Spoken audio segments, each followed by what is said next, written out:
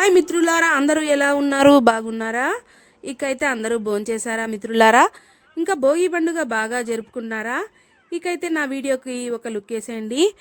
చూడండి మిత్రులారా, ఇవి చూపిస్తున్నాను కదా, ఇవైతే కాయలు కాదు, ఇంకా పనసకాయలు అనుకుంటే అస్సలు కాదు.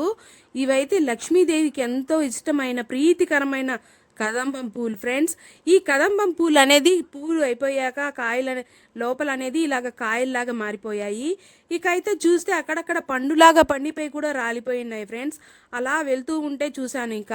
ఇంకా వరలక్ష్మి వ్రతానికి అయితే ఈ పూలు బ్లూమింగ్ అనేది ఉంటుంది. ఇప్పుడైతే బ్లూమింగ్ ఉండదు కాబట్టి అవనేది కాయల్లాగా అయిపోయి అవి ఏమన్నా విత్తనాలుగా తయారవుతాయని నాకు తెలీదు. ఇకైతే మీకైతే తెలిస్తే ఖచ్చితంగా కామెంట్ అనేది చేయండి ఫ్రెండ్స్. ఎందుకంటే విత్తనాలుగా తయారైతే దాన్ని ఇంకొక చెట్టుగా మనం పెట్టుకోవచ్చు. ఇకైతే నా వీడియో అయితే నచ్చినట్లయితే ఒక లైక్ ఇవ్వండి, సబ్స్క్రైబ్ చేసుకోండి. Thank you friends.